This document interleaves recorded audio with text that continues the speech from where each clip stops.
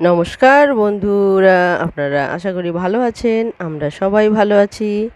তো বন্ধুরা, আজকে একটা স্পেশাল রেসিপি নিয়ে এসেছি। তো অবশ্যই আপনারা সঙ্গে থেকে পুরো ভিডিওটা দেখবেন, স্কিপ না করে। তো পুরনো বন্ধুরা যেরকম ভালোবাসা নিয়ে আছেন সেরকমই ভালোবাসা নিয়ে থাকবেন। আর নতুন যারা দেখছেন তারা অবশ্যই আমার বন্ধু হয়ে পাশে থাকবেন। তো বন্ধুরা, দেখছেন এখানে আমি নিয়েছি একটা রুই মাছ। তো গোটা রুই মাছটাকে পিস করে কেটে নেওয়া হয়েছে। আর এখানে একটা আলু, একটা পেঁয়াজ, আর এখানে কচুরমুখী। তো অনেকেই হয়তো এটাকে গাঁটি কচুও বলেন। তো বন্ধুরা, এই গাঁটি কচু আর এই আলু আর একটা পেঁয়াজ দিয়ে এই মজাদার একটা রেসিপি তৈরি হতে যাচ্ছে। তো অবশ্যই বলবো সঙ্গে থেকে পুরো ভিডিওটা দেখবেন। তো বন্ধুরা দেখুন, এখানে কিন্তু যে গাঁটি কচু বা মুখী কচু যেটাই বলুন, এখানে আমি 4 টুকরো করে কেটে নিয়েছি বড়গুলোকে, আর ছোটোগুলোকে মানে দু ফালা করে নিয়েছি, দেখতে পাচ্ছেন। আর আলুগুলোকে ছোটো পিস করে কেটে নিয়েছি। তো এখানে কড়াইয়ের মধ্যে আমি জল দিয়ে দিয়েছি, জলটাও গরম হয়ে গেছে। তো এখন আমি এই গাঁটি কচু আর যে আলু আছে সেটাকে আমি ভালো করে সেদ্ধ করে, মানে হাফ সেদ্ধ করে নেব। আর অন্যদিকে কড়াই বসিয়ে দিয়েছি আর একটা ওভেনে। আর এখানে আমি তেল দিয়ে দিলাম, তেলটাও প্রায় গরম হয়ে এসেছে। এখন যে মাছগুলো আছে, তো মাছগুলোকে আমি লবণ হলুদ মাখিয়ে রেখে দিয়েছি। এখন আমি মাছগুলোকে ভালো করে ভেজে নেব। তো দেখতে পাচ্ছেন এখানে কচুগুলো সেদ্ধ হচ্ছে, আর এদিকে আমি মাছগুলো ভেজে নেব।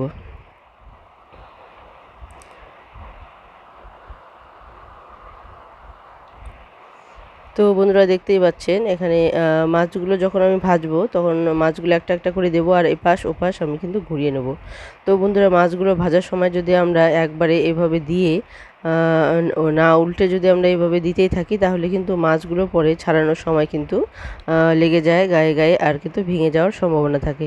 তো আমরা যদি মাছগুলোকে দিয়ে তারপর যদি মাছগুলোকে একটু উলট পালট করে নেই, তাহলে হয়তো দু পিঠেই মাছগুলো তেল লেগে যায়, তাহলে কিন্তু মাছগুলো কিন্তু একটার সঙ্গে একটা লেগে যায় না, আর ভাজার সময় কিন্তু ভেঙেও যায় না। তো এভাবে যদি আমরা মানে এপাশ ওপাশ যদি একটু ঘুরিয়ে নিয়ে তারপর যদি আমরা ভাজতে শুরু করি, তাহলে দেখবেন এই গরম তেলের মধ্যে কিন্তু মাছগুলো মানে দু পিঠেই সুন্দরভাবে তেল লেগে যায়, আর কিন্তু মাছগুলো একটার সঙ্গে একটা লেগে যায় না, আর সুন্দরভাবে মাছগুলো কিন্তু ছাড়ানো যায় আর ভাজাও যায়। তো আমি এভাবেই প্রত্যেকটা মাছই দিয়ে কিন্তু উল্টে পাল্টে নিয়ে তারপর কিন্তু মাছগুলোকে রেখে দেবো ভাজার জন্য।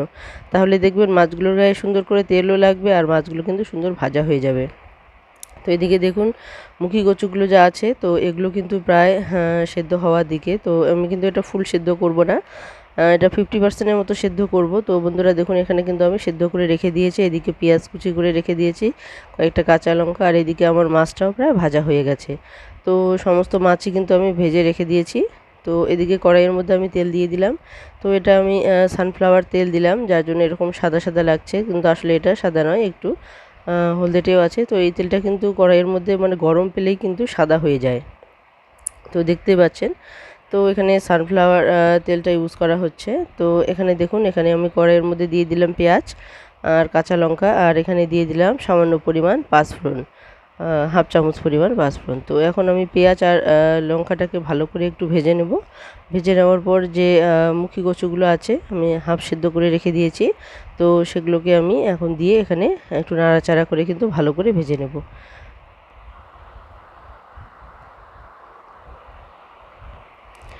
তো দেখতে পাচ্ছেন বন্ধুরা, এখানে কিন্তু পেঁয়াজ আর কাঁচা লঙ্কাটা প্রায় ভাজা হয়ে গেছে, আর এখন যে যে মুখী কচুটা আমি হাফ সেদ্ধ করে রেখেছি, তো সেটা আমি দিয়ে দিলাম। তো এখন আমি এটা কিন্তু পুরোপুরি সেদ্ধ করা যাবে না, কারণ পুরোপুরি সেদ্ধ করলে কিন্তু ভাজার সময় কিন্তু পুরোটাই সেদ্ধ হয়ে গলে যেতে পারে।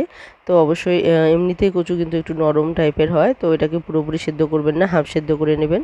আর এদিকে কিন্তু আমি মশলাটাও রেডি করে নিয়েছি। তো দেখতে পাচ্ছেন এখানে আমি 2 চামচ পরিমাণ আদা বাটা নিয়েছি। তো এখন আমি দিচ্ছি হাফ চামচের একটু কম হলুদ গুঁড়ো দিয়ে দিলাম, আর এখানে নেব একটু হাফ চামচ পরিমাণ কাশ্মীরি লঙ্কা গুঁড়ো। তো দেখতে পাচ্ছেন হাফ চামচের একটু কম হবে পরিমাণটা। তো জিরা গুঁড়োটাও কিন্তু হাফেরও একটু কম হয়ে যাবে এরকম। তো আমি এখানে মশলাগুলোকে এখন একটু রেডি করে নিলাম, আর এদিকে কিন্তু কচুরমুখীগুলো যা আছে সেগুলো কিন্তু আমি ভাজতে শুরু করে দিয়েছি। তো দেখতেই পাচ্ছেন কচুরমুখী আর আলুগুলো যা আছে সেটাকে কিন্তু পুরোপুরি ভাজার মধ্যে কিন্তু সেদ্ধ হয়েই যাবে প্রায়। আর এখন আমি দিয়ে দিচ্ছি এখানে লবণ। তো লবণটা আমি আগেই দিইনি, কারণ লবণটা দিলে হয়তো আগে বেশি করে সেদ্ধ হয়ে গলে যাবে।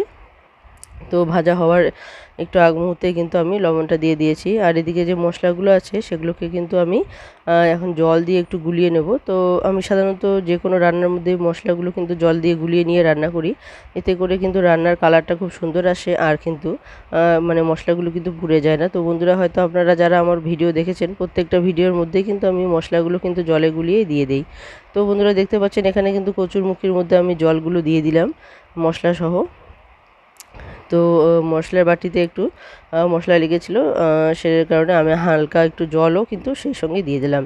তো এখানে কষানোর মধ্যেও কিন্তু কিছুটা পরিমাণ কিন্তু কচুরমুখিগুলো সেদ্ধ হয়ে যাবে। তো আমি আগেই বলেছি কচুরমুখিগুলো কিন্তু আমি 50% সেদ্ধ করে নিয়েছি। তারপর 50%-এর মধ্যে 20% প্রায় ভাজার মধ্যে সিদ্ধ করে নিয়েছি, আর বাকি 20 মানে বাকি 30% কিন্তু এখানে কষানোর মধ্যেই প্রায় সেদ্ধ হয়ে যাবে, আর বাকিটা কিন্তু জল দিয়ে সেদ্ধ হয়ে যাবে। তো আগেই যদি আমরা পুরোপুরি সেদ্ধ করে নেই তাহলে কিন্তু এটা কিন্তু গলে যাবে, তখন কিন্তু এটা খেতে ভালো হবে না।